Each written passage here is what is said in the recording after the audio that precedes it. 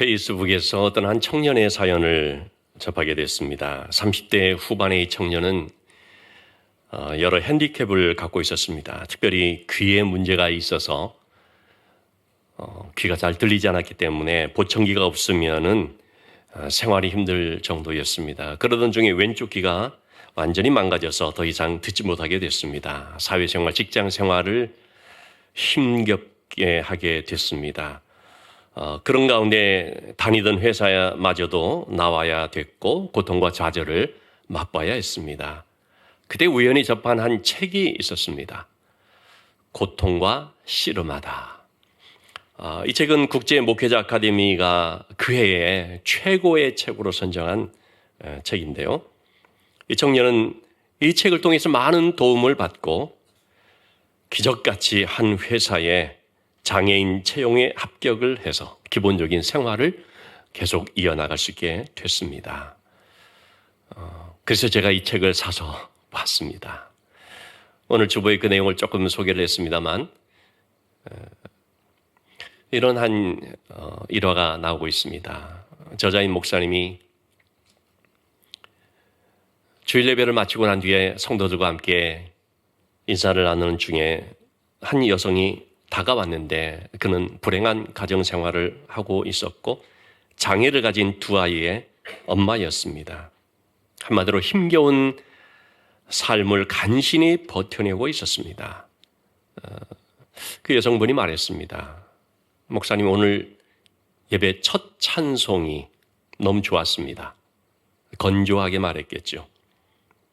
그러자 이 목사님이 그 영문도 뜻도 모르고 내가 가장 좋아하는 찬송 중에 하나입니다 라고 응답을 했습니다. 그러자 그의 얼굴이 어두워졌습니다. 사실은 그 말이 빈정거리면서 한 말이었기 때문입니다. 이어서 말합니다. 저는 그 찬송이 정말 잔인하다고 생각합니다. 그러면서 이 목사님의 손을 밀치더니 밖으로 급히 빠져나갔습니다. 이 목사님이 첫 찬송이 뭐였더라 찾아봤습니다. 너 근심 걱정하지 말아라. 주 너를 지키리. 여러분, 가사가 얼마나 은혜롭습니까? 그런데 그 찬양 가사가 전혀 와닿지 않는 사람들이 있는 것입니다. 지금도 고통과 씨름하고 있는 사람들. 도대체 하나님이 나와 함께 하시는가? 하나님이 어디 계신가? 너 근심 걱정 말아라. 주 너를 지키리야 그러는데 전혀 안 지켜주는 것 같은 그런 상황 속에 살아가는 사람들이 많이 있죠. 저는 서두에 말씀드린 이 한 청년처럼 정말 이 청년의 시기에 고통과 씨름에 떠난 사람이 있다면 청년 요셉이라고 생각이 됩니다. 요셉은 우리가 잘 아는 것처럼 17살까지는 아버지의 총애를 받으면서 편애를 받으면서 자랐습니다. 그런데 그로 인하여서 형들의 시기를 받게 되면서 적대감을 가진 형들이 기회를 틈타 요셉을 죽이려고 했지요. 그러나 그렇게 하지는 못하고 결국은 종으로 팔아넘겨버리게 됐습니다. 요셉은 졸지에 애굽의 종으로 팔려갔고 시위대장 보디발의 집에 종이 되었습니다. 종살이가 시작이 됐습니다. 그렇지만 요셉은 그 가운데서도 성실함과 충성됨으로 주인의 신뢰를 받게 되었고 그래서 그 집에 총무의 자리를 맡게 됐습니다. 이제 좀 살만하다 싶을 그때에 너무나 큰 위기를 만나게 되었죠. 주인의 아내가 보디발의 아내가 요셉에게 동침하자는 집요한 요구를 하게 되었고 그것을 뿌리치자 성추행범, 성범죄자로 낙인이 찍혀서 감옥에 들어가게 됐습니다. 무고한 사람이 억울한 누명을 쓰게 된 것입니다. 요셉의 삶은 끝없이 추락하는 것 같았을 것입니다. 그런데 바로 그 감옥에서 특별한 만남을 갖게 됩니다. 그곳에 들어와 있었던 왕의 최측근들이었던 술 맡은 관원장과 떡 맡은 관원장을 만나게 됐는데 그들이 꿈 때문에 비슷한 종류의 꿈을 꾸고 고민하는 것을 보고 그 해석을 이제 해주게 됐습니다. 그런데 요셉의 그 해석대로 그대로 이루어져서요. 술 맡은 관원장은 복직이 되고 떡 맡은 관원장은 처형이 되어버립니다. 술 맡은 관원장이 복직될 때 요셉은 그에게 간청을 하게 되죠. 내가 누명을 쓰고 여기에 들어와 있는 사람이다. 바로 왕에게 말해서 나를 여기서 꺼내 주십시오. 요셉은 이 술 맡은 관원장이 나가서 복직되면 당연히 자기를 기억하고 그 감옥에서 꺼내줄 것으로 기대했을 것입니다. 그래서 기다렸을 것입니다. 그런데 시간이 지나도 아무 소식이 없었습니다. 이 술 맡은 관원장이 그만 요셉을 잊어버리고 만 것입니다. 감옥 생활을 끝낼 그 희망의 빛이 꺼지는 순간이었습니다. 얼마나 실망했을까요? 그런 가운데 2년의 시간이 지나게 됩니다. 그리고 놀라운 반전이 일어나게 됩니다. 우리가 잘 아는 것처럼 옥중 죄수의 신분이었던 이 요셉이 이리야 애굽의 왕 다음의 자리인 총리 대신으로 발탁되는 일이 일어나게 된 것이죠. 바로 오늘 우리가 보는 본문의 말씀이 되겠습니다. 어떻게 요셉의 인생 속에 이런 역전이 일어날 수가 있게 되었을까? 그것은 요셉이 그 감옥에서 기대가 무너지는 순간 가운데서도 여전히 하나님을 바라보고 하나님을 신뢰했기 때문인 것을 알 수 있습니다. 그는 바로왕 앞에 서게 될 때 이렇게 말을 하죠. 16절의 말씀, 내가 아니라 하나님께서 대답을 하실 것입니다. 25절의 말씀, 하나님께서 바로에게 보이십니다. 28절의 말씀, 하나님께서 보이신다음이 이것입니다. 지금 계속 반복해서 하는 얘기가 뭡니까? 하나님께서. 요셉은 모든 것을 하나님이 주관하심을 믿는 믿음으로 살고 있다는 사실을 알 수가 있죠. 감옥에 있을 때나 왕 앞에 서게 됐을 때나 그의 한결같은 고백은 뭐냐면 하나님이 하십니다. 하나님께서 보여주십니다. 여러분, 우리가 가져야 될 믿음은 바로 이 하나님께 대한 믿음인데요. 오늘 본문을 통해서 짤막하게 한 3가지 하나님께 대한 믿음을 좀 보고자 합니다. 첫째는 하나님을 우리가 믿는데 하나님의 때가 있음을 믿는 것입니다. 여러분, 때가 차야 꽃봉오리도 터지고 열매도 맺습니다. 아무리 조급해도 때가 차지 않으면 자라날 수 없고 열매 맺을 수가 없는 것이죠. 요셉의 감옥 생활이라는 것은 사실 기다림과 성숙의 기간이었다고 할 수가 있습니다. 여러분, 뭐든지 쉽게 되어진 것들은요, 별로 열매가 없습니다. 인내의 세월을 견디면서 기다린 끝에 마침내 얻게 되는 그 열매가 진가가 있는 것이고 참 열매가 되는 것이죠. 하나님께서는 요셉을 그렇게 연단을 하셨는데 그 기다림의 시간이라는 것은 소위 세월을 죽이고 축치고 앉아있는 그런 시간이 아니고 성숙의 시간이 됐습니다. 기다릴 줄 알고 인내할 줄 알고 어떤 상황에도 하나님 바라볼 줄 알고 실망스러운 가운데서도 그러나 하나님의 이 선한 손길을 붙드는 이런 것들이 바로 성숙이라는 것이죠. 신앙만 성숙하는 것이 아니라 인격이 성장해 가는 것입니다. 그걸 위해서는 시간이 필요합니다. 그런 훈련의 때를 하나님께서 감옥에서 요셉에게 주신 것이죠. 그리고 1절 말씀입니다. 드디어 시간이 꽉 채워졌을 때 만 2년 후에 하나님의 때가 되었음을 말해주는 것입니다. 여러분, 모든 것에는요, 때가 있는데 이 때라는 것은 하나님의 때를 말합니다. 전도서 3장 1절 우리가 잘 알고 있는 말씀이죠. 범사에 기한이 있고 천하 만사가 다 때가 있나니 날 때가 있고 죽을 때가 있고 심을 때가 있고 심은 것을 뽑을 때가 있고 여러분 이처럼 그 때라는 것이 있거든요. 그런데 우리가 생각하는 그 때와 하나님이 말씀하시는 때가 다를 수가 있습니다. 때문에 시간 혹은 이 때라는 것은 하나님의 영역이라는 것을 우리가 알아야 됩니다. 여러분, 하나님의 영역이 참 많지요. 대표적으로 우리가 두 가지를 생각한다면 선과 악, 그 기준은 하나님의 영역입니다. 선과 악에 대한 것은 하나님의 영역입니다. 시간, 이스라엘 나라를 회복하면 이때니까 제자들의 물음에 주님은 그것은 하나님께서 하신다 말씀하시죠. 시간은 하나님의 영역입니다. 그렇기 때문에 우리는요, 아직 하나님의 때가 아닌데 억지로 열려고 힘써도 안 된다는 것을 알아야 됩니다. 오히려 더 다쳐버립니다. 하나님의 때가 되면 그냥 열립니다. 준비가 되었기 때문이죠.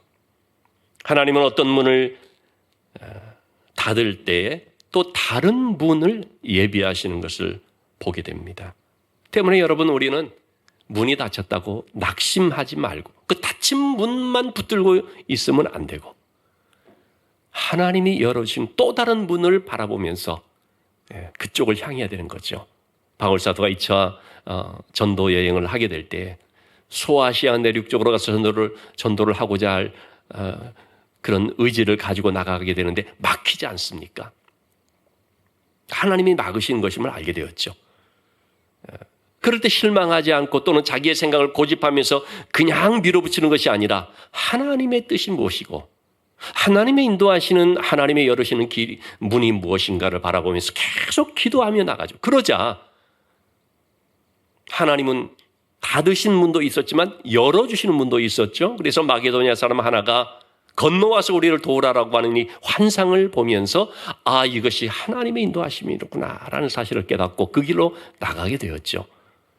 그래서 유럽의 복음화가 시작이 되었고 그 2차 전도여행이 마쳐지게 될 무렵에 바울이 가고자 했었던 그 에베소 지역을 중심으로 한 소아시아 내륙 지역에 또 문이 열리게 되어서 그로 가게 된 것이죠.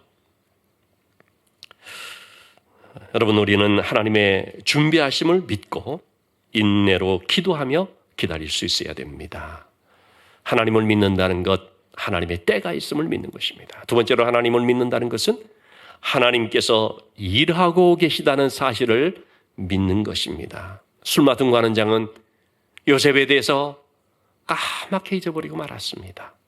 사람이 어떻게 그럴 수 있을까 싶은데 정말 우리로서는 이해가 안 되는 일이잖아요. 그런데 그렇게 되더라는 것입니다. 왜 그렇겠습니까? 하나님이 하셨기 때문이죠. 지금은 요셉이 감옥을 나갈 때가 아니라 좀 더 있어야 될 때이기 때문에 그래서 술 맡은 관원장으로 하여금 잊게 하신 거죠. 여러분, 기억나게 하시는 것도 하나님의 일하심이고요. 잊게 하시는 것도 하나님의 일하시는 것을 믿으시기 바랍니다. 제가 장례식 때 그런 얘기를 가끔씩 합니다만은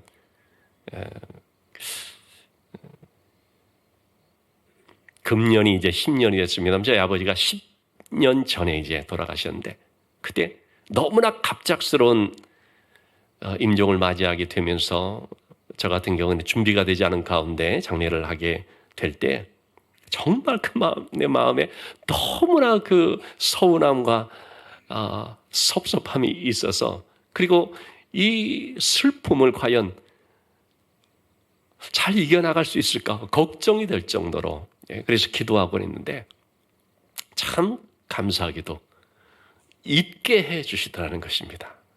그것을 제가 체험하면서 하나님께서 하신다는 것이 바로 이런 것들이구나 라는 것을 체험을 했는데요. 어떻게 이런 거 우리가 이걸 감당할 수 있을까? 극복할 수 있을까? 과연 여기서 헤어나올 수 있을까?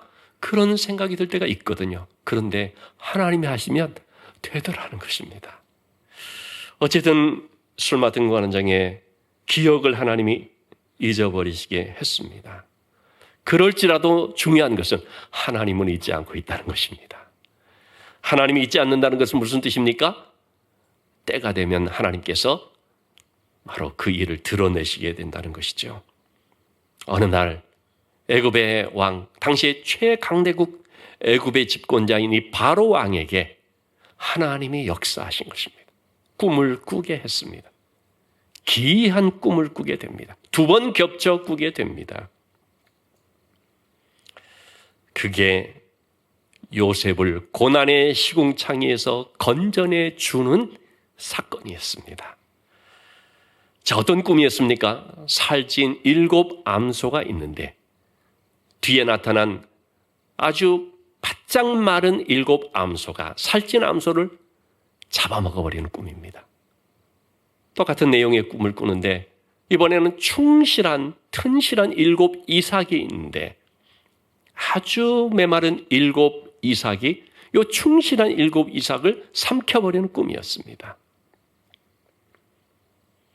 이 꿈은 앞으로 될 일을 보여주시는 것이었고 모든 세상의 주관자는 하나님이라는 사실을 알려주는 메시지가 있는 꿈이었습니다.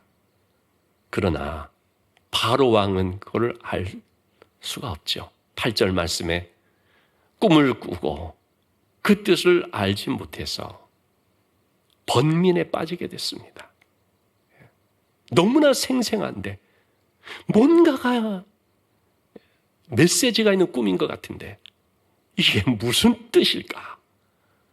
그래서 사람을 보내어서 애굽의 전문가라고 하는 그런 술사, 박사, 점술 이런 다 불러모아서 꿈의 내용을 얘기해 주면서 해석하라고 하는데 해석하는 사람이 아무도 없죠. 왜냐하면 그것은 하나님께서 하시는 일이었기 때문입니다. 여러분, 우리의 눈에는 보이지 않지만 하나님이 배후에서 이렇게 역사를 하고 있는 것이죠. 우리가 볼 때 아무 일이 일어나지 않는 것처럼 보인다 할지라도 하나님께서 아무 일 안 하고 있는 게 아닙니다. 하나님이 하시는 일들이 있고 때가 되면 그것을 드러내시는 것입니다. 하나님은요, 이렇게 꿈꾸게도 하시고 그로 인하여 번민하게도 하시는 분이신 거죠. 자, 세 번째로 하나님께 대한 믿음을 우리가 갖는데 어떤 믿음이냐면 하나님이 회복시킨다라는 믿음입니다. 아무리 꿈을 해석하라고 했지만 아무도 그 꿈을 해석할 수가 없게 되었을 때 얼마나 답답하게 되었겠습니까? 하나님의 일인데 그것은 하나님의 영을 받은 사람만이 알 수가 있는 것이죠. 그런데 요셉 외에는 그런 하나님의 영을 받은 자가 없지 않습니까? 그래서 아무도 알 수가 없었죠. 자, 그러자 이 일로 인하여서 아마 왕궁이 소동했을 것입니다. 아주 그냥 시끌벅적했을 것입니다. 그 소식을 들었을 때 정신이 번쩍 든 한 사람이 바로 술 맡은 관원장이죠. 9절 말씀, 술 맡은 관원장이 이렇게 말하죠. 바로 왕에게 말하는 것입니다. 내가 오늘 내 죄를 기억하나이다. 자기 죄라고 말합니다. 요셉을 잊어버린 게 자기 죄였던 것입니다. 꿈 얘기를 들었을 때 요셉 어떻게 내가 잊어버리고 있었을까? 아마 그런 생각을 했겠죠. 이사야서 22장 22절 말씀은 그가 열면 닫을 자가 없겠고 닫으면 열 자가 없으리라 라는 말씀을 하고 있습니다. 이 말씀을 요한계시록 3장에서 분명하게 얘기를 해주죠. 다윗의 열쇠를 가지신 예수님이 바로 닫으면 열 자가 없겠고 열면 닫을 자가 없는 분이다 라고 말하고 있죠. 여러분, 하나님이 닫으면요 열 자가 없습니다. 하나님이 여시면 닫을 자가 없습니다. 모든 것 하나님이 주관하신다는 사실을 우리가 인정해야 됩니다. 그분은 물질을 주관하시고 건강을 주관하시고 사람의 생각과 마음을 주관하시고 기억을 주관하시고 모든 것을 주관하시죠. 술 맡은 관원장의 기억을 주관하셔서 잊어버리게 하셨다가 때가 되자 그 기억을 일깨워서 기억나게 하시고 이렇게 하나님이 주관하신다는 것입니다. 여러분 우리는 문이 닫혀지고 또는 내 이름이 잊혀졌다고 할 때 그럼에도 결코 실망하지 말아야 될 것은 하나님은 알고 계시고 또 하나님은 하실 수 있다 하는 것 때문입니다. 에스더서 6장 1, 2절에 보면 이런 유사한 사건이 또 등장을 하죠. 당시는 페르시아 바사왕 아하수에로 왕 때의 일이죠. 에스더서는 주역이 에스더와 모르드게입니다. 에스더는 왕비가 되었는데 모르드게가 그만 죽음의 위험을 당하게 되었습니다. 모르드게뿐만 아니라 모르드게 민족인 유대인들이 한나라씩 다 죽는 이런 아주 큰 위기를 만나게 되었죠. 그럴 때 이게 어떻게 해결할 방법이 없는데 에스더는 죽으면 죽으리라 각오하고 기도하며 왕 앞에 나가겠다고 말하죠. 바로 그러한 상황이 있었던 그날 밤에 왕이 잠이 오지 않아서 여러분 잠이 오지 않게 하시는 분도 하나님이신 줄 믿습니다. 그러니까 역대 일기를 가져오라. 그래가지고 그 일기를 읽도록 하는 거죠. 그 일기 속에 보니까 기록된 것이 뭐냐면 문을 지키고 있던 두 내시가 있었는데 그들이 이 아하수에로 왕을 암살하려는 음모를 꾸미고 있다가 모르드게라는 사람이 그것을 알려줘서 왕의 목숨을 구한 사건이 아주 정말로 이 놀라운 그런 사건이 기록되어 있는데 묻혀져 있는 것을 발견하게 된 거죠. 왕이 깜짝 놀랐죠. 이 모르드게라는 사람에게 무슨 상을 준 적이 있느냐? 없습니다. 그러면서 이제 모르드게가 위기 가운데 있다가 전세가 역전이 되는 그런 일들이 일어나게 되죠. 왕이 높여지고 그리고 그를 죽이려고 음모를 꾸미고 있던 하만이라는 사람이 오히려 죽음을 당하고 이런 반전이 일어나게 됐는데 여러분 이런 것들도 어떻게 해서 되겠습니까? 하나님이 아시기 때문인 것이죠. 그래서 때가 되자 왕으로 하여금 잠이 오지 않게 하고 일기를 보게 하고 이 사실을 알게 하고 그래서 모르드게를 등용하도록 하는 것을 보게 됩니다. 술 맡은 관원장 역시도 하나님께서 그의 기억을 여셨고 술 맡은 관원장의 기억이 열림과 동시에 요셉은 감옥 문이 열리게 됐습니다. 14절의 말씀에 바로가 요셉을 불렀습니다. 요셉은 급히 옥에서 나가는데 복장을 갖추고 나가서 왕 앞에 서게 되지요. 전혀 생각지도 못했던 타이밍, 정말 생각지도 못했던 일이 벌어졌는데 하나님은 이처럼 요셉을 부르시고 감옥에서 꺼내주시는 거죠. 우리도 마찬가지입니다. 누군가 나를 부를 때가 있습니다. 얽히고 설켰던 그런 문제들이 풀려지는 그 때가 있습니다. 억울함이 벗겨지는 때가 있습니다. 은혜를 잊었던 자가 기억하고 찾아오는 회복의 때가 있습니다. 베드로전서 5장 6절 말씀에 하나님의 능하신 손 아래에서 겸손하라 때가 되면 너희를 높이시리라 말씀하고 있죠. 하나님이 주관하시기 때문에 하나님이 다 알고 있기 때문에 내 사정은 하나님도 몰라. 내 사정은 하나님께 잊혀졌어. 그렇게 말할지라도 하나님은 다 알고 있기 때문에 때가 되면 드러내신다는 것입니다. 그래서 겸손이라는 건 뭡니까? 하나님을 인정하고 하나님을 의지하는 것이 겸손이라고 할 수 있죠.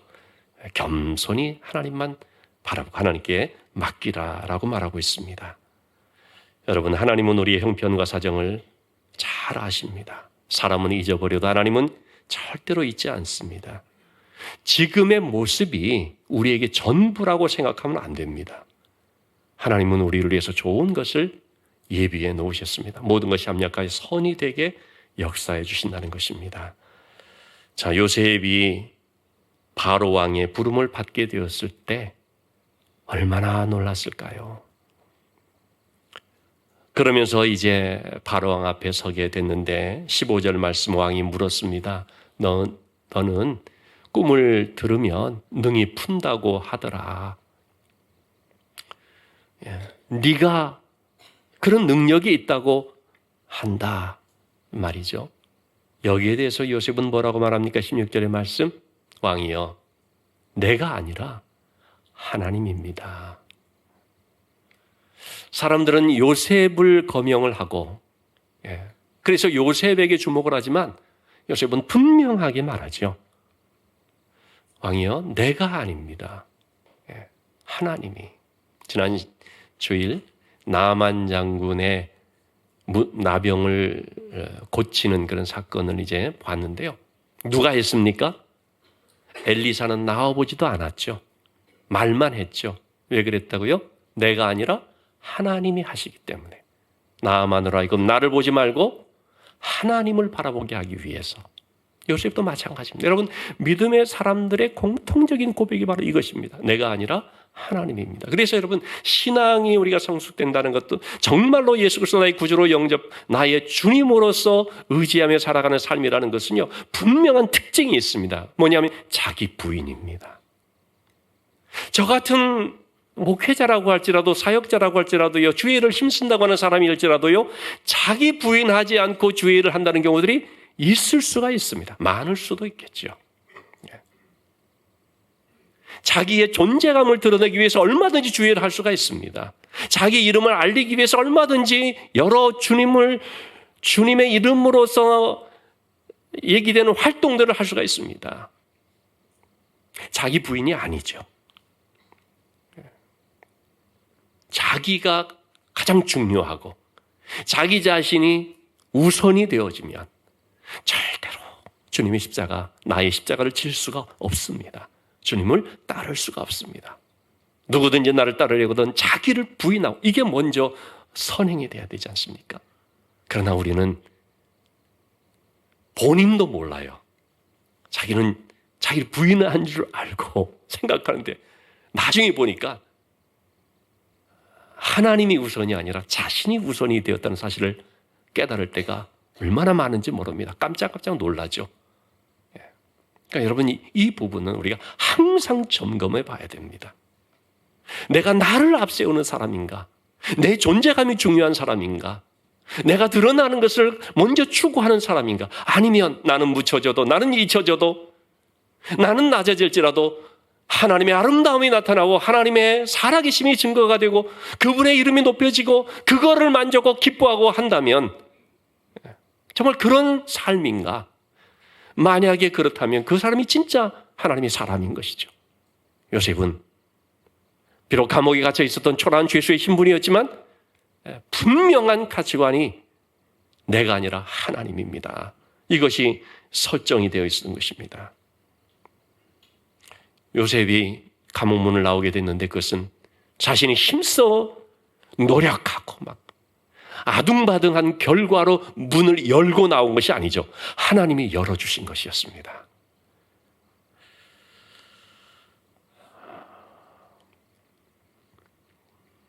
여러분의 인생은요, 내가 여는 것이 아닙니다. 열어주시는 것입니다. 그래서 우리의 삶은 능동태가 아니라 수동태라는 것입니다. 이 말은 굉장히 소극적인 말처럼 들릴지 모르지만 무슨 뜻입니까? 내가 하는 것이 아니라 하나님이 하신다라는 뜻입니다. 우리는 순종하는 것입니다. 여러분, 내 힘으로 여는 인생이 아니라 하나님이 열어주시는 인생 될 수 있기를 주님의 이름으로 축원합니다. 우리가 하나님의 은혜 안에 살 때 하늘문이 열립니다. 여러분, 우리의 구원이라는 것도 보시면 어떻습니까? 내가 주님을 위해서 뭔가 충성되게 하고 뭘 힘썼고 어떤 종교적인 수행을 열심히 하고 그래서 우리가 구원받았습니까? 그런 구원은 가짜죠. 아무 자격이 없는데, 내가 아무런 한 것이 없는데 하나님이 열어주셨습니다. 십자가의 그 주님의 희생을 통하여서 우리에게 열어주신 것입니다. 그렇기 때문에 여러분, 우리는 인생에 어떤 큰 문제를 가지고 있을 때 반드시 그것을 주관하시는 하나님께로 나가야 됩니다. 오늘날 사람들이 직면한 가장 큰 문제, 본질적인 문제가 뭡니까? 죄의 문제고 죽음의 문제입니다. 어떻게 그것을 해결할 수가 있습니까? 내 힘으로 되는 것이 아니죠. 누구도 그것을 풀 수가 없습니다. 오직 지혜의 근원이 되시는 다윗의 열쇠를 가지신 예수 그리스도에게 그 키가 있는 것이죠. 고린도전서 1장 24절 말씀에서는 그리스도는 하나님의 능력이요 하나님의 지혜다라고 말하고 있습니다. 여기서 생략된 단어가 있다면 구원이라고 보겠습니다. 예수 그리스도는 구원에 있어서 하나님의 능력이고 구원에 있어서 하나님의 지혜입니다. 물론 구원만이 아니죠. 우리의 모든 삶에 있어서 마찬가지입니다. 십자가와 부활의 복음만이 우리의 인생을 근본적으로 해결해 주는 것입니다. 서두에 말씀드린 고통과 씨름하다라는 이 책에서 신학자 몰트만의 말을 인용하고 있습니다. 치료는 병을 극복하고 건강을 회복시키지만 죽음의 세력을 극복하지는 못한다. 여러분, 우리가 질병에서 나음을 받았다 할지라도 그게 곧 구원받은 것입니까? 아니죠. 죽음의 문제는 해결하지는 못합니다. 그런데 구원은 죽음의 세력을 파괴하고 우리의 영원한 생명의 부활을 이룬다라는 것입니다. 그렇기 때문에 여러분, 사람은 기적이 아니라 주님의 상처를 통해서 치유된다고 할 수가 있습니다. 주님의 십자가의 그 희생이라는 죽음을 통해서 정말로 우리가 구원받고 치유되는 역사가 있는 것입니다. 그 주님을 영접할 때 인생이 달라지는 것이죠. 엊그제 심야 기도회에서 송기용 작곡가라는 분의 간증을 함께 나누었습니다. 이분은 목사님의 아들로 자랐지만 예수 그리스도가 나의 주인됨에 대해서는 한자고 거부했다고 합니다. 주님을 세게 만나버리면 목사들하고 선교사들하고 그렇게 시킬까 봐서 잘못 생각한 거죠. 그래가지고 청소년기 때부터 마음의 문을 닫아버리고 말았다는 것입니다. 아버지에게 독립하면서 하나님에게서부터도 독립해버렸다고 합니다. 작곡가로서 잘 나가고 있을 때 돈도 많이 버니까 흥청망청거렸습니다. 그러나 인생이라는 것은 항상 뜻대로 되는 게 아니지 않습니까? 위기를 만나게 됐습니다. 건강을 잃고 돈도 잃고 바닥으로 내려가게 됐을 때 마음이 낮아졌습니다. 하나님을 찾게 되었습니다. 심야 기도회에서 기도하는데 하나님의 말씀을 붙들게 됐습니다. 그러면서 그가 깨닫게 된 것이 뭐냐면요, 주님이 나의 주인 되면 재미없고 자유를 잃는다고 하는 속임수에 내가 넘어갔다는 사실을 깨달은 것입니다. 여러분, 많은 사람들이 이런 속임수에 넘어갑니다. 교회 다니고 신앙생활 잘하는 사람에게 술도 안 먹고 담배도 안 피우고 세상에 놀지도 않고 무슨 재미로 살아. 여러분, 이런 속임수에 넘어가는 거예요. 제가 주중에 그런 말씀 좀 드렸었는데요. 예수 믿으면 세계가 달라진다고 했습니다. 사는 세상이 달라지고 노는 물이 달라진다는 거죠. 재미가 달라져 버립니다. 너무나 놀라운, 너무나 즐거운 그런 재미들이 우리에게 있는 것이죠. 자, 어쨌든 그는 예수 그리스도를 만남으로써 인생이 달라지게 되는데 그는 자신이 달라진 것이 뭔가 봤더니 주님을 사랑하게 되더라는 것입니다. 주님을 사랑하니까 기쁘고 자유함이 왔다고 말합니다. 내 힘으로 안 되기 때문에 주님이 나를 찾아오셨다 고백을 했습니다. 여러분, 주님을 만날 때 인생이 달라지죠. 약함이 강함이 됩니다. 슬픔이 변하여 기쁨이 됩니다. 인생 역전을 이루게 됩니다. 여러분, 우리가 인생의 힘든 상황 속에서 역전이 될 수 있는 것은요, 어떤 형편에서든 요셉처럼 하나님을 신뢰하며 인내하는 것임을 알아야 되겠습니다. 나의 존재의 감을 드러내기 위해서 그걸 추구하는 인생이 아니라 하나님의 아름다움을 추구하는 인생을 살게 되면 때가 되면 하나님이 반드시 높이시고 닫힌 문이 열려지게 된다는 것입니다. 지금도 현실의 각박함 속에서 믿음을 붙들려고 하는 분들이 많을 것입니다. 여러분, 이 세상의 온갖 시험 내 마음을 흔들어도 찬송 가사처럼 오직 주님, 사람 바라보지 말고 주님을 바라보는 믿음을 굳게 붙들 수 있기를 주님의 이름으로 축원합니다. 이 시간에 우리 짧게나마 한번 기도하시겠습니다. 내 삶 속에 있는 이 고통의 문제, 그 가운데서 하나님을 의지하고 신실하신 하나님을 바라보면서 마침내 하나님께서 문을 열어주시는, 응답해 주시는 은혜를 허락해 주시도록 우리 합심하여 함께 기도하시겠습니다. 아버지 하나님, 참으로 지금도 슬픔 가운데 힘들게 고통과 씨름하고 있는 많은 분들이 있을 줄로 믿습니다. 아버지 하나님, 예를 불쌍히 여겨 주시옵소서. 우리 안에 있는 여러 가지 힘들게 하고 실망하게 하고 낙심케 하는 상황들 속에서 주님 바라보고 의지하면서 오직 모든 것 주관하시는 하나님, 열면 닫을 자고 닫으면 열 자가 없는 그 하나님이 내 삶의 주인 되시고 내 배후 위에서 지금도 일하고 계시고 또 반드시 때가 되어 열어주시며 회복시켜 주신다는 이 믿음을 굳게 붙잡을 수 있게 도와주시옵소서. 그래서 어떤 상황에서도 하나님을 향한 신뢰로 말미암아 믿음으로 감당할 수 있게 도와주시고 기도할 수 있게 도와주시고 인내할 수 있게 도와주시고 눈물로서도 찬송할 수 있게 도와주시고 오직 주님의 그 깊은 은혜의 손길을 경험하면서 인생의 역전의 놀라운 역사를 체험하는 장본인들이 다 될 수 있도록 주님 인도하여 주시옵소서. 아버지 하나님, 지금도 남 모르는 고통과 씨름하고 있는 많은 분들이 있을 터인데